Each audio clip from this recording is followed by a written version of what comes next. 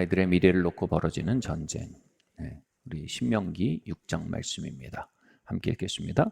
너는 마음을 다하고 뜻을 다하고 힘을 다하여 내 하나님 여호와를 사랑하라.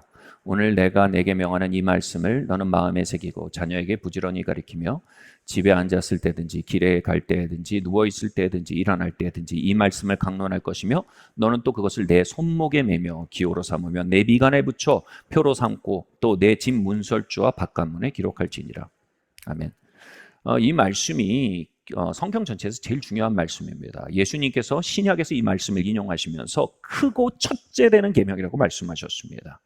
이 크고 첫째 되는 계명, 즉 하나님을 마음과 뜻과 정성을 다해 사랑하라는 말씀은요, 거기서 끝나지 않고 뭐로 이어지냐면 이것을 자녀들에게 부지런히 가르치라는 명령으로 이어집니다.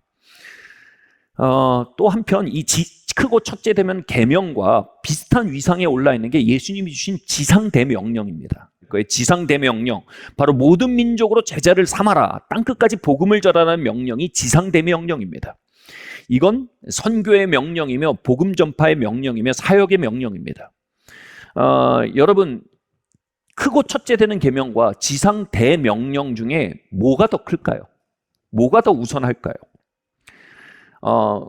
다분히 우리는요, 크고 첫째 되는 계명보다는 지상대명령으로 치우쳐 있는 경향이 있습니다. 우리 한국교회가요, 미국에 이어서 선교사 파송 세계 2위를 오랫동안 유지하기도 했습니다. 그리고 여러분, 교회들이 개척되고 교회들이 성장하는 데 있어서 여러분 전 세계에 어마어마한 교과서가 되기도 했습니다. 그러나 여러분, 크고 첫째 되는 계명에 대한 강세가 약했기에 그것들이 이제 수수깡처럼 부서져 내리는 일들을 우리가 보기도 하는 겁니다. 지상 대명령은요, 모든 민족을 제자 삼기 위한 사역에 관한 명령이라고 말씀드렸습니다. 그런데 크고 첫째 되는 게 뭡니까? 사랑에 대한 명령입니다. 다시 말해 관계에 대한 명령입니다. 고린도전서 13장이 뭐라고 말했습니까? 사랑이 없으면 모든 사역이 꽹과리가 된다고 말합니다. 속빈 강정이 된다는 겁니다. 그러니 우리가 지상 대명령을 이행하기에 앞서 크고 첫째 되는 계명, 바로 사랑의 명령, 관계의 명령을 선행시키라는 말씀이 되는 겁니다. 지상 대명령의 대상은요, 모든 민족입니다. 그리고 거리입니다. 거리에서 만나는 사람들입니다. 그런데 크고 첫째 되는 계명을 이행하기 위한 대상을 뭐라고 말합니까? 물론 주체는 우리 각자지만 대상은 우리의 아이들, 우리 아들, 딸들이라고 말하고 있습니다. 자녀들입니다. 즉 복음으로 모든 민족을 복음화시키는 일에 우선돼야 하는 것이 뭐라고요? 가정에서 하나님의 사랑으로 좋은 관계를 맺고, 그리고 그 자녀들로 하여금 하나님을 사랑하는 사람으로 자라게 하는 것, 이것이 우선돼야 한다는 것입니다. 그래서 바울이 뭐라고 했습니까? 교회의 집사의 직분을 만들려면 먼저 가정을 복음으로 잘 다스리는 자여야 한다. 이 다스린다는 건 압제한다는 게 아닙니다. 독재자가 되는 게 아닙니다. 종교적인 집단을 만든다는 게 아닙니다. 다스린다는 건요, 복음적 가치와 사랑 안에 자녀들을 감화시켜가는 걸 말하는 겁니다. 이게 우선돼야 하는 겁니다. 여러분, 복음이 여러분에게 임했습니까? 성령님이 여러분에게 임했습니까? 거리로 가십시오. 열방으로 가십시오. 그러나 그 전에 여러분 가정에서 그 복음을 사셔야 합니다. 이래서 이게 크고 첫째 되는 계명입니다. 우리 출애굽기 말씀 한번 같이 읽어보겠습니다. 함께 읽겠습니다. 시작. 바로가 이르되 그렇게 하지 말고 너희 장정만 가서 여호와를 섬기라. 이것이 너희가 구하는 바니라. 이에 그들이 바로 앞에서 쫓겨나니라. 이 말씀이 그 유명한 출애굽에서 10가지 재앙으로 애굽을 심판하는 중에 나오는 말씀입니다. 이 애굽을 다스리는 바로는요, 세상의 왕, 세상의 영을 상징합니다. 사단을 상징합니다. 그리고 10가지 재앙들은요, 애굽을 다스리고 있던 공중권세 잡은 자들을 상징한다고 신학자들이 말합니다. 그 애굽 땅을 다스리던 영적 세력들을 하나님이 10가지 재앙으로 심판하신 겁니다. 그러자 어떻게 됩니까? 애굽의 바로 왕을 섬기던 하나님의 백성들이 노임을 받아 하나님의 백성으로 하나님을 섬길 수 있게 되는 겁니다. 이것은 모든 많은 구약학자들의 해석입니다. 그런데 이 지금 방금 읽은 말씀은요, 모세가 7번째 재앙으로 바로를 친 이유입니다. 그래서 아직 3가지 적들이, 3가지 견고한 진들이 남아있기 때문에 바로가 아직은 버티는 겁니다. 근데 버티면서 딜을 칩니다. 어떻게 딜을 치냐면요, 오케이, 너희들 가라, 어른들 가라, 어른들 가서 예배 드려라. 근데 애들은 놓고 가라, 이렇게 얘기합니다. 이게 뭡니까? 어른들 성령의 불에 뜨겁게 타오르는 거, 오케이, 내가 거기까지 양보하겠다. 나도 7대나 맞았기 때문에 그건 내가 손을 못 댄다. 근데 애들은 못 놔줘. 애들이 성령의 불을 받는다고. 그건 아니야. 내가 그건 허락 안 해. 바로 이게 바로왕의 목소리였습니다. 여러분, 이 7번째 재앙까지 친 상태, 다시 말해 아직 3가지 재앙, 정말 가장 중요한 영적 전쟁이 치러지지 않은 상태에 나타나는 징후는요, 오늘날 우리가 보고 있는 현실을 잘 보여줍니다. 지금 우리 다음 세대가요, 이 한국교회 다음 세대 복음화율이 몇 프로인 줄 아십니까? 저희 때는 20%에서 25%였습니다, 여러분. 한 반에 60명이 있으면요, 20명 정도가 교회를 다녔단 말이에요, 거의. 근데 지금 다음 세대 복음화율이 2%입니다. 한 반에 1명 있을까 말합니다. 2반에 1명 있는 정도입니다. 아이들이 적으니까 요즘은. 한 20-30명이니까. 이 2%라는 기준은요, 미전도 종족에 해당하는 기준입니다. 지금 어른들이 얼마나 뜨겁게 하나님 섬깁니까? 얼마나 열심히 봉사합니까? 그런데 세상의 여들이 영이 자녀들을 자꾸 놔주질 않는 겁니다.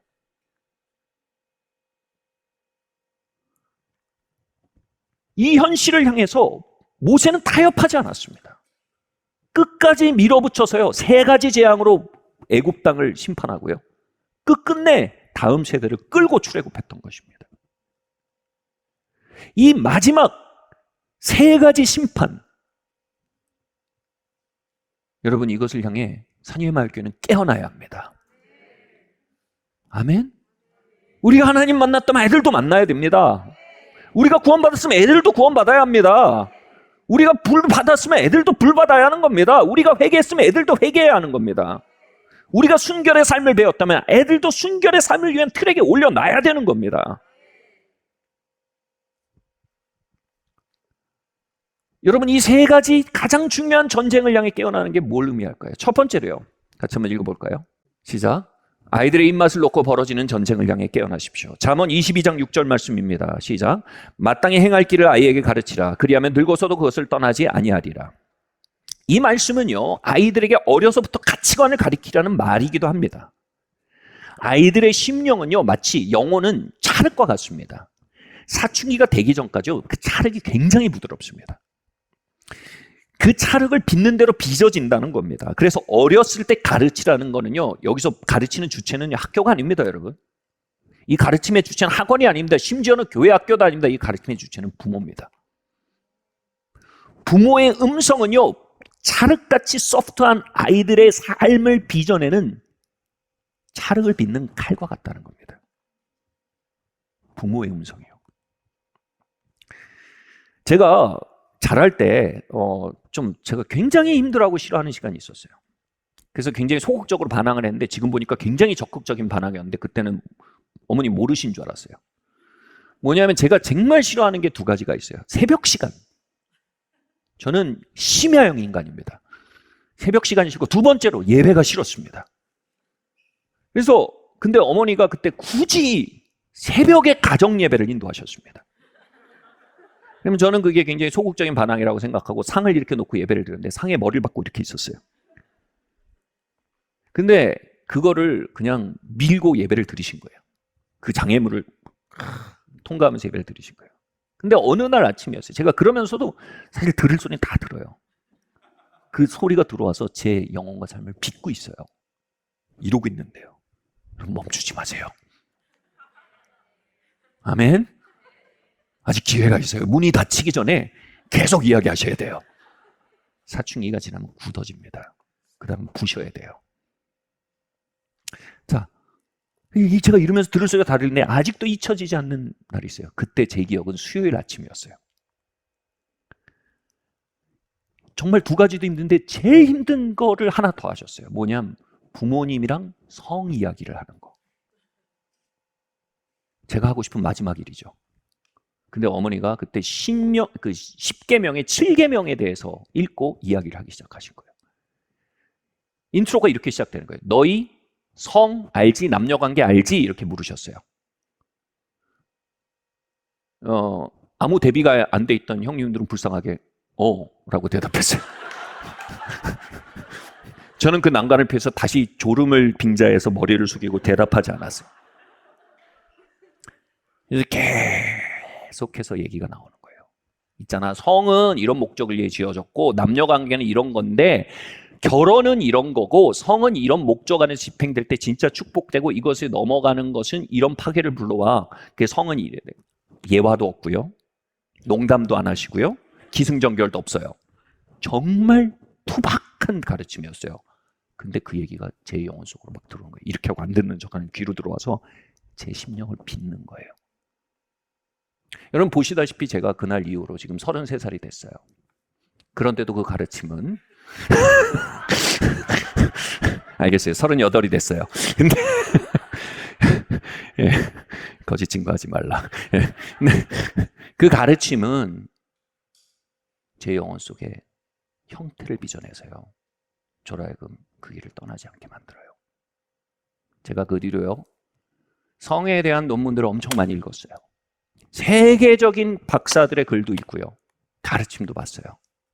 다 여러분 저에겐 진짜 중요한 결정탄 아니에요.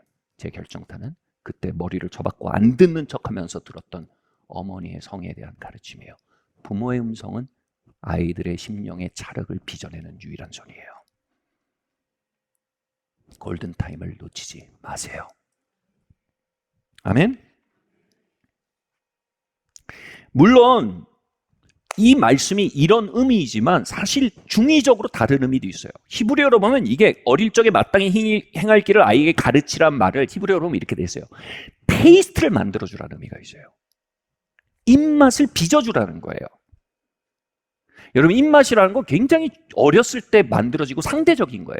예를 들어서 저희 집에서 이제 아이를 키울 때 유기농적인 올게닉한 음식을 거기 아이들을 입맛을 길들이려고 막 유기농적인 걸 많이 줬어요.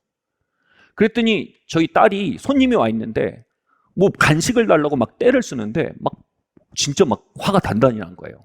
그래서 막 냉장고 문을 치면서 막 호소하는 거예요. 근데 그 손님들이 귀를 의심하는 거예요. 뭐냐면 이 아이가 정말 화가 나서 냉장고 문을 치면서 엄마 브로콜리 줘, 브로콜리 줘 막 이렇게 한 거예요. 그 손님 쟤 뭐라는 거예요? 브로콜리 달라는 거예요? 얘한테는 브로콜리가 그 입맛을 길들인 거예요. 어렸을 때.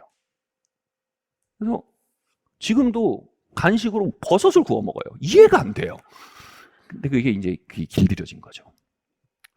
여러분 입맛은요 어렸을 때 형성이 되면요 그게 자기한테는 벗어날 수 없는 트랙이 되는 거예요. 저는 어려서 김치찌개를 되게 좋아했어요. 왜냐면 저희 어머니는 김치찌개를 좋아하셨거든요. 자주 끓여주셨어요. 그리고 김치찌개를 드시면 막 행복해 하셨어요. 그러니까 저도 그래야 되는 줄 알았어요. 그 김치찌개가 제 안에 인이 박혔어요. 입맛이 형성됐어요. 외국에 갈 일도 많고 출장할 일도 많고 여행도 많이 다녀봤어요. 그래서 좋은 거 많이 먹어봤어요. 근데 어디 가서 아무리 좋은 거 얻어도 2주 지나면요 여지없어요. 집에 가서 김치찌개 먹고 싶어요. 이게 어렸을 때 입맛을 형성하라 그럼 늙어서도 그거 먹는다 이거예요.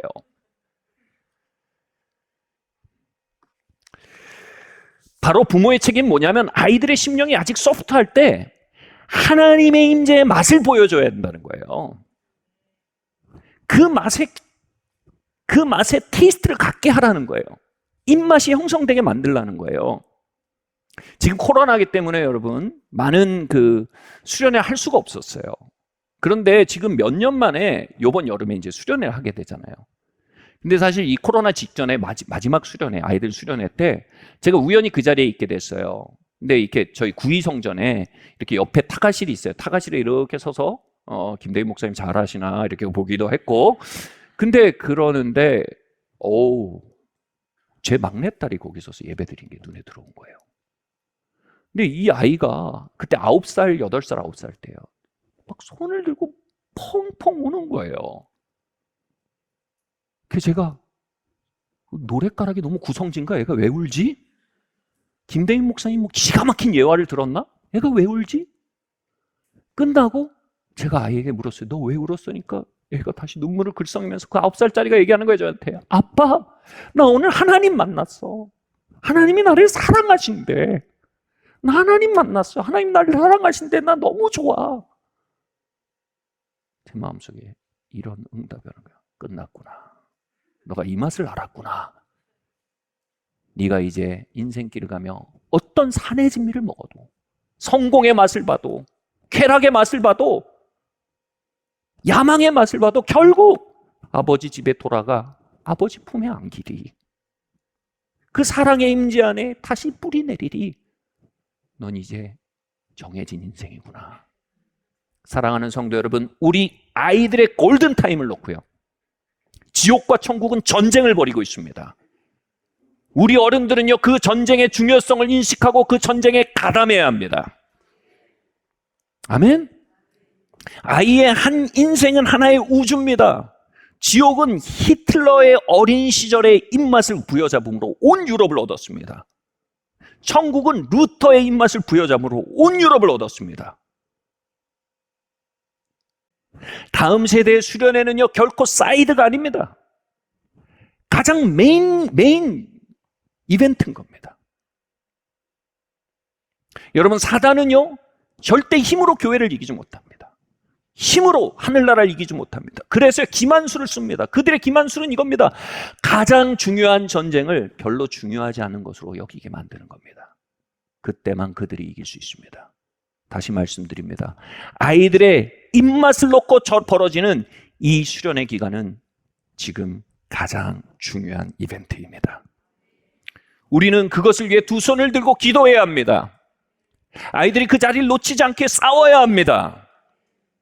아이들의 입맛 안에 그리스도의 몸된 공동체에 대한 테이스트가 형성되게 해야 합니다. 입맛이 들리게 해야 합니다. 하나님의 임재의 맛이 들리게 해야 합니다. 말씀의 맛이 들리게 해야 합니다. 그리스도를 사랑하고 그 안에, 은혜 안에 걷는 그 김치찌개, 그 브로콜리, 그 버섯볶음. 어려서 그 맛이 길들여진 이들은 늙어서도 그 길을 떠나지 않습니다. 부모도 늙고 목소리도 약해지고 결국 사라질 것입니다. 그러나 어린 시절 부모들이 형성해준 아이들의 입맛은 그들의 노년까지 그들을 인도하고 지켜줄 것입니다. 두 번째로요, 우리 한번 읽어보겠습니다. 시작. 불분명한 책임 소재는 원수에게 열린 문이 됩니다. 우리 말씀 한번 읽겠습니다.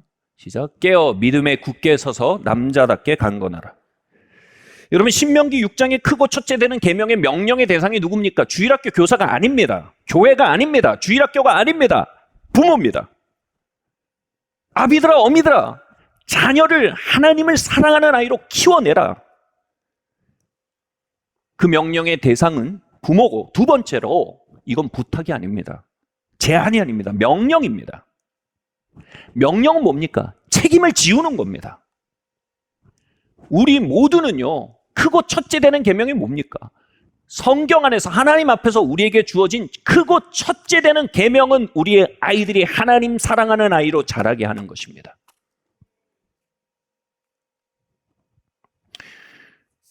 교육 전문가들이, 교회 교육 전문가들이 지금 왜 다음 세대가 2%가 되고 이 난리가 나는가 하면서 원인 분석을 하면서 나온 단어가 있어요. 그 단어가 좀 약간 거친데요, 그래도 굉장히 시사점이 있는 단어예요. 그거 뭐냐면 떨탱이 신앙이라고 해요. 떨탱이 신앙. 떨탱이 부모, 떨탱이 신앙. 이게 뭐냐 하면 부모들이 자녀들에 대한 영적 양육을 어떤 기능으로 하냐면 아이들을 교회 학교에 태워다가 떨어뜨려 놓고 자기 할 거 다 하고 돌아와서 픽업해서 가는 거. 그게 다 했다. 이게 떨탱이 신앙이라는 겁니다. 떨탱이 신앙에서는요, 하나님 체험이 일어날 수가 없어요. 떨탱이 신앙에서는 영적 성장이 일어날 수가 없습니다. 교육의 주체는 부모입니다. 신명기는 자녀들에게 가르치고 문지방에 쓰고 미간에 쓰고 써붙이고 들어갈 때 가르치고 나갈 때 가르치고 부지런히 가르치라고 했습니다. 이건 어마어마한 부모의 능동성입니다. 다시 말씀드리면 이건 하나님의 부탁이 아니고 명령입니다. 이건 부모에게 책임을 지우는 겁니다. 하나님은 근데 감사한 건 뭐냐면 우리에게 책임만 지우고 책임을 묻지 않으십니다. 책임을 지우시면 반드시 그 책임을 할 수 있는 은혜를 같이 주십니다. 하나님은 우리의 자녀들이 하나님의 사랑하는 자로 자라게 하는 책임을 부모에게 맡기셨습니다. 그 얘기는 뭔지 아세요? 우리가 그 책임을 사랑하고요, 그 책임의 박스를 기꺼이 들어올리면 그 책임의 박스를 열면 그 안에 뭐가 있다고요? 그 책임을 다할 수 있는 은혜가 들어있다는 겁니다. 어떤 경우들이 있습니까? 얼마나 부담스럽습니까? 아이들을 그렇게 키운다는 거. 아니, 고지서 내기도 바쁘고 프로젝트 하기도 바쁘고 사회생활 하기도 바쁘고 인맥 관리도 바쁜데 아니 뭐 그런 것까지 어떻게 다 합니까? 특별히 남자가. 그건 아내가 하는 거죠. 아니요. 대부분은요, 남자에게 명령되어 있습니다. 이 말은 뭔지 아세요? 우리가 그 택배 박스가 우리 이름이 딱 써서 오잖아요. 크고 무거워 보인다고 해서 안 열어버리면요, 그럼 그 박스는 그냥 방치되어 있습니다. 근데 이건 내 겁니다 받고 열면 그게 뭐예요? 우리 아이를 향한 하나님의 은혜가 거기 들어있단 말이에요. 우리 아이를 키우기 위한 지혜가 거기 들어있단 말이에요. 심지어는 우리 아이를 키워내기 위한 공급도 거기 들어있단 말이에요. 우리 김대민 목사님이 교육부 목사님으로 감히 애를 4명이나 낳았어요. 감히. 그리고 무슨 일이 있었어요? 세상에 아파트 펜트하우스 당첨됐어요. 목사님, 교육 걱정 끝났습니다. 제가 아는 교육부 목사님 중에 가장 좋은 집을 가진 목사님. 여러분, 자녀 양육은 무거운 책임 같지만 그 안에 분명히 그거에 넘치는 은혜가 들어있단 말입니다, 여러분. 아멘? 특별히 아버지들이요, 그 박스를 들어 올리십시오. 남자답게 여러분의 땅에 서셔야 합니다. 아멘? 싱글맘들 계십니까? 하나님께서 은혜 주실 겁니다. 하나님 반드시 은혜 주실 겁니다. 저는 그 책임을 기꺼이 짊어지고 걸어가는 싱글맘들에게 그 어떤 양가 부모님이 다 함께 역할하는 그 어떤 자녀보다도 훨씬 더 전혀 부족하지 않은 은혜를 부으시고 키워오시는 모습들을 많이 봤습니다. 여러분, 하나님은 인간의 결핍에 제한되지 않으십니다.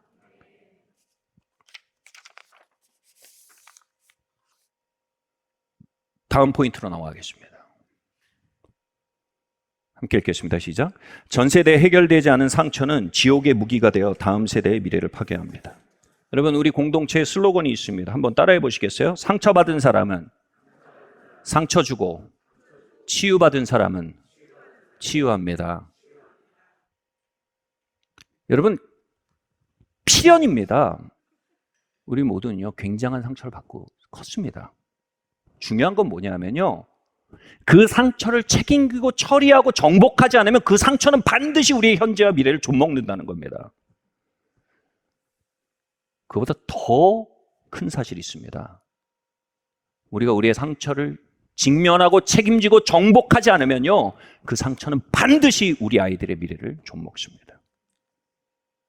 한 트라우마 전문가가 이렇게 말했습니다. 어렸을 때 경험한 학대는 뇌 발달에 지속적으로 부정적인 영향을 줍니다. 우리의 뇌는 생애 초기에 만들어집니다. 뇌도 찰흙이에요. 학대는 뇌를 조각하는 끌이 됩니다. 아이들은 그대로 뇌 깊숙한 곳에 상처를 안고 살아가게 됩니다. 여러분, 여기서 말하는 학대를 뭐 대단한 사건으로 생각하지 마십시오. 여기서 말하는 학대는요, 잦은 다툼이 있는 분위기를 말하는 겁니다. 고함치는 소리들을 말합니다. 고압적이고 일방적인 관계를 말하는 겁니다. 정서적, 육체적으로 방치되어서 교류가 없는 상태를 말하는 겁니다. 이 일상적인 학대를 말하는 것입니다. 제가 이 연구 결과를 보고 울었어요. 정말 너무 가슴이 아팠어요. 아동기의 부정적 경험 연구라는 아주 기념비적인 연구가 있어요. 영어로 ACE입니다. 나중에 관심 있으면 찾아보세요. 여기서 한 2만 명, 제 기억에 맞다면 2만 명의 백인 중산층 가정을 가지고 조사했습니다. 그러니까 뭐냐면 굉장히 안정되고 뭐랄까요? 정돈된 가정만 조사한 거예요. 근데 87% 이상이요. 지수 2 이상의 트라우마를 가지고 살고 있어요. 지수 2면 상당 정도의 트라우마입니다. 그럼 이걸 모든 종류의 사람으로 모수를 합치면요. 제가 짐작컨대 98% 이상입니다. 상당 정도의 트라우마를 갖고 사는 사람은요. 아니 99% 이상입니다. 그리고 아동기 트라우마 지수가 4인 사람은요. 지수가 0인 사람에 비해서 우울증에 걸릴 확률이 얼만큼인 줄 아세요? 5배입니다. 트라우마 지수가 6인 사람은요. 트라우마 지수가 0인 사람에 비해서 약물 중독에 걸릴 확률이 얼마나 줄 아세요? 4,600배입니다. 트라우마 지수 6을 가진 아이는요. 거의 약물 중독으로 편향돼 있다고 봐도 됩니다. 자살 시도를 볼게요. 트라우마 지수 0인 사람보다 트라우마 지수 6인 사람은요. 자살할 확률이 5,000배가 높았습니다.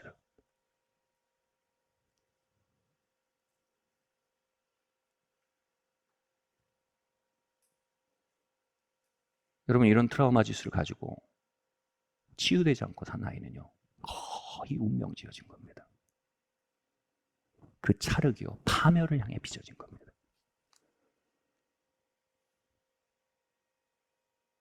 무엇보다 트라우마 지수가 4 이상인 사람은요.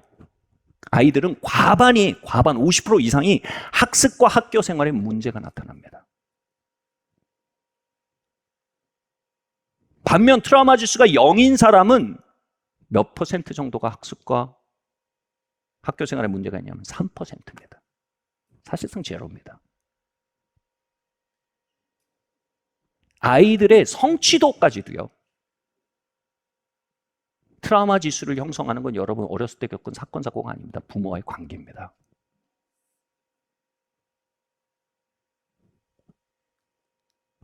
트라우마 지수가 높은 사람은요. 직장에서 결근이 잦고 재정적인 문제에 시달리거나 경제적 소득의 수준에 굉장한 어려움을 가질 확률들이 굉장히 높게 나타났습니다.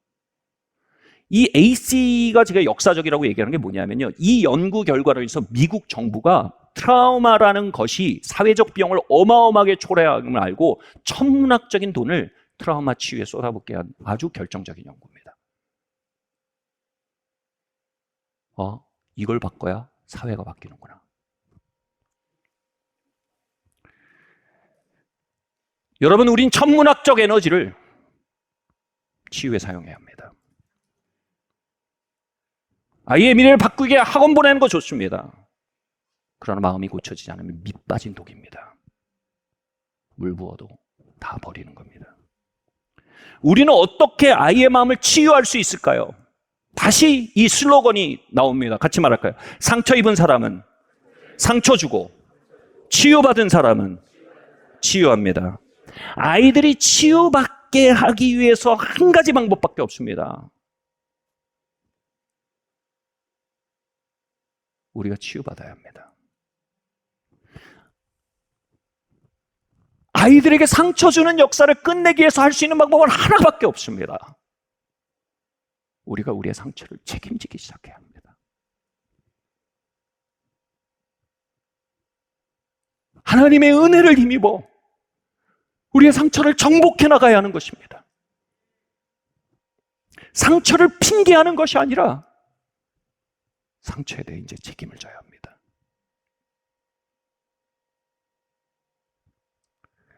트라우마 이론에서요, 한 세대가 집단적으로 트라우마를 받으면요 3대 동안 지속이 됩니다. 다시 말해 상처받은 부모는요 자녀들 상처 주고요 운명입니다. 그리고 그렇게 3대가 간답니다. 근데 한국 사회는 전형적으로 집단적 트라우마를 겪은 사회입니다. 한민족은요 일제강점기와 6.25를 연속으로 겪었고요 이어 잔인한 독재도 통과했습니다. 여러분, 우리 모두는요 그 이론에 따르면 굉장히 트라우마타이즈되어 있는, 굉장히 상처 주는 문화에서 살아왔습니다. 우리의 손가락이요. 근데 사회가 이렇고 학교가 이렇고 교회가 이렇고 한다면요, 우리는 우리의 상처에 책임지는 게 아닙니다. 상처받았다고 말하는 모든 사람은요, 상처 주는 사람들입니다. 하나님 상처에 잘못 반응하고 상처를 핑계하고 그로 인해 다시 상처 주는 것을 정당화하는 이 사이클을 끊기 원합니다. 기도하고 은혜를 구하고 거기서 돌아키는 이들만이요, 그 저주의 사슬을 끊어낼 수 있는 것입니다. 여러분 생각해 보십시오. 상처 입은 어른들로 가득한 가정을 생각해 보십시오. 학교를 생각해 보십시오. 교회를 생각해 보십시오. 그건 끊임없이 상처를 주는 상처 공장이 될 겁니다. 반드시요. 그런데 반대로 생각해 봅시다. 자신의 상처를 인정하고 대면하고 하나님의 은혜를 힘입어 치유하기로 결정하고 잘못 반응한 역사들을 돌이키기로 결정하고 책임을 다하기 시작할 때요, 여러분 그곳에는 치유받은 이들이 치유해 나가는 치유의 공장이 시작될 것입니다. 여러분 신앙 공동체는요, 상처받아 상처 주는 악순환을 끊어내는 곳이어야 합니다. 그러기 위해서 우리 모두는 먼저 우리의 상처를 대면하고 인정하고 그리고 치유의 손길을 환영하고 그 마음의 길을 걸어가는 용감한 사람들이 되어야만 합니다. 자신에 대해 정직해야 합니다.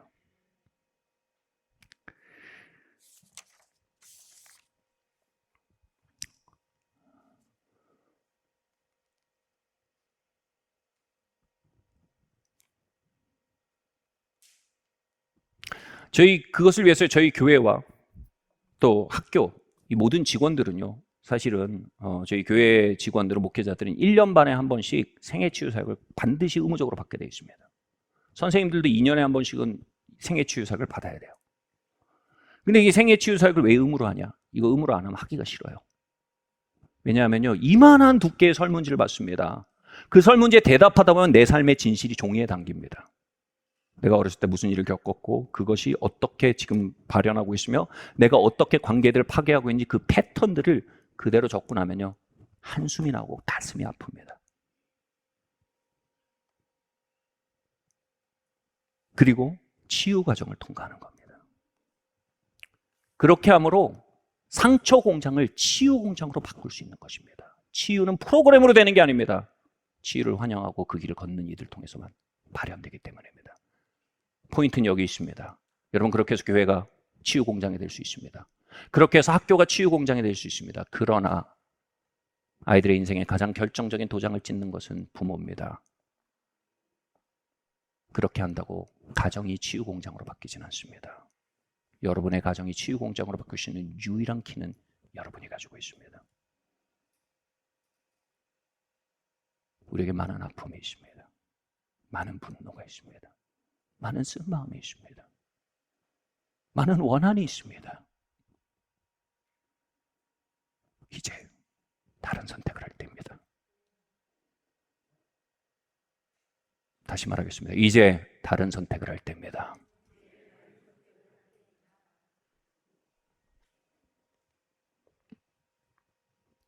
여러분의 가문은, 여러분의 다음 세대는 여러분이 그 길을 걸어야만 다른 운명을 가질 수 있음을 여러분의 영이 이 시간 함께 증거하고 있을 줄 믿습니다. 마지막으로요, 함께 읽어볼까요? 시작. 공동체는 아이가 미래를 향해 타고 가는 배가 됩니다. 그 배를 건설하고 지켜야 합니다. 이 11월쯤에 우리 이사벨 목사님이 다시 오세요. 근데 이분이 원래 그 90년대까지만 해도 비즈니스 워먼이었어요. 그리고 굉장히 성공적인 비즈니스 워먼이었어요. 되게 임원까지 올라가고. 그리고 교회에서는 셀 리더였어요. 거기 담임 목사님이 우리 존 목사님이었고. 근데 그 셀 리더를 할 때 셀원으로 한 명이 왔어요. 누구냐면 17살짜리 미혼모가 찾아왔어요. 근데 이 미혼마의 히스토리가 어마어마해요. 3살 때부터 성추행과 성폭행을 경험한 거예요. 상상이 되세요? 그래서 그 고통을 누그러뜨리기 위해서 술과 마약을 달고 산 거예요. 역시 북미는 스케일이 달라요.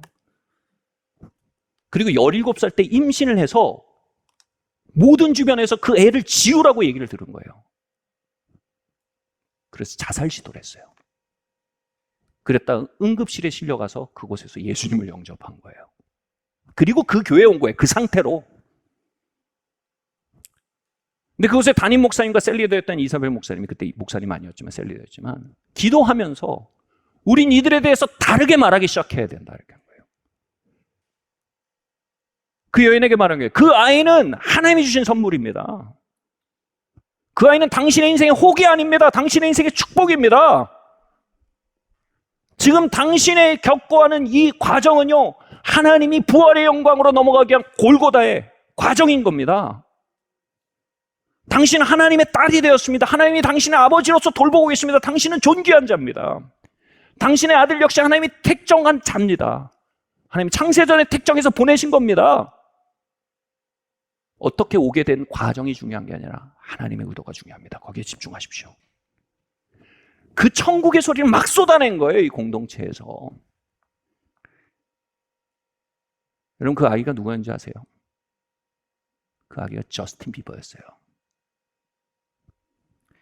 이 아이가 자라는데 이제 공동체에서 기도하면서 계속 그런 마음이 드는 거예요. 이 아이는 우연히 태어난 아이가 아닙니다. 이 아이는 문화계를 향한 하나님의 어마어마한 키를 주실 것이고, 그 키로 다음 세대를 하나님께 돌이킬 겁니다. 문화적인 어마어마한 영향력을 맡기고, 그것을 통해서 하나님이 결국은 영혼들을 만지기 시작하실 겁니다. 막 그 얘기를 한 거예요. 그러니까 엄마가, 그 진흙탕에서 온 엄마가 그 말씀들을 믿기 시작한 거예요. 공동체가 다 믿기 시작한 거예요. 그래서 저스틴, 하나님 너에게 열쇠를 주셨어. 그리고 막 알바를 해서 저스틴 비버에게 막 트럼펫을 가르치고 기타를 가르치고 피아노를 가르친 거예요. 그리고 오디션에 막 내보내고.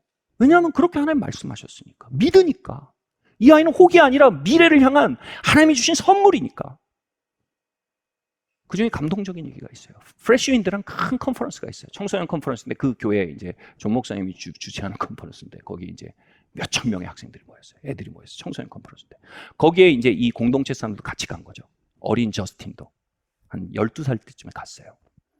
근데 거기에 제가 알기로는 그때 주다 스미스라는 설교자였을 거예요. 뭐 미국에 계신 분 다 아는 분이에요.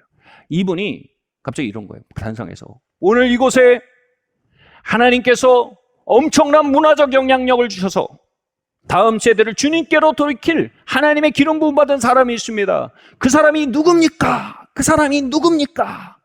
이렇게 얘기했어요. 다른 사람들은 아멘, 아멘 이렇게 덕담으로 듣잖아요. 근데 그 공동체 사람들은 어떻게 반응해 주세요? 그 12살짜리 미혼모의 아들이었던 저스틴 비버를 여기 있습니다. 그리고 그 공동체 사람들이 그 작았거든요. 작고 왜소한 소년을 머리 위로 들어올린 거예요. 그리고 머리 위로 이렇게 보낸 거예요. 강대상 앞까지요. 그리고 그 아이를 그 아이를 그 강사 앞으로 이렇게 들어올린 거예요. 강사였던 사람이 손을 얹고 기도한 거예요. 하나님, 당신에게 기름 부으십니다. 하나님, 당신에게 다음 세대를 맡길 겁니다. 다른 사람도 무슨 일이 진행인지 몰라요. 근데 공동체는 다 알아요. 그 다음에 어떻게 했냐면, 이 사람들이 이 저스틴 소년을 어깨에 지고 무등을 태우고 교회 안에 막 퍼레이드를 한 거예요. 저스틴, 저스틴, 저스틴, 저스틴 하면서 돈 거예요. 그 아이의 심령에 그의 부르심과 하늘의 관점을 박아 넣은 거예요. 미혼모의 아이, 엄마의 인생을 막는 혹, 지우는 게 나았을 아이, 그 모든 소리를 다 박살내는 하늘의 함성을 울려준 거예요. 그리고 얼마 뒤에 그냥 우연히 올렸던 혼자 노래하는 영상이요, 미국 최고의 프로듀서에게 발견되고 어떤 알 수 없는 힘에 이끌려서 그거에 반해버려요. 그리고 프로듀서가 온 북미를 다 뒤져서 결국 찾아내요. 그리고 지금 마이클 잭슨보다 더 빨리 빌보드 차트 넘버원을 가장 어린 나이에 가장 빨리 가지고 있는 이 세대의 정말 아이콘이 돼버렸어요. 근데 성공에 취하고 방황할 때 결국 이 저스틴에게 계속해서 저스틴 너는 그냥 대스타가 아니야. 너는 하나님의 통로야라고 계속 말해주고 계속 기도해줬던 게 바로 캐나다 구석에 있는 시골에 있는 그 작은 교회였어요. 그리고 그 방황 끝에 다시 예수님 만나고 회개하고 가정을 이루고 지금 앨범 속에는요 신앙 고백과 가정의 가치에 대한 고백이 가득해요. 그리고 많은 청년들을 이제 주님께로 돌이키는 통로가 되고 있어요.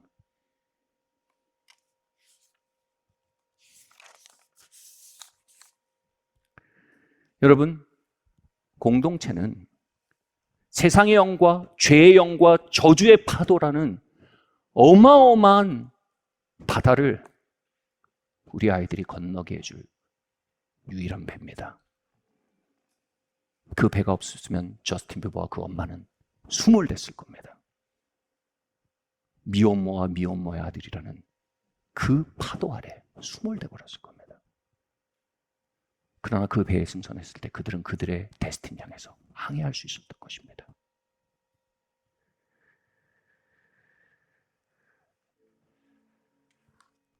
말씀 마치려고 합니다. 사랑하는 성도 여러분,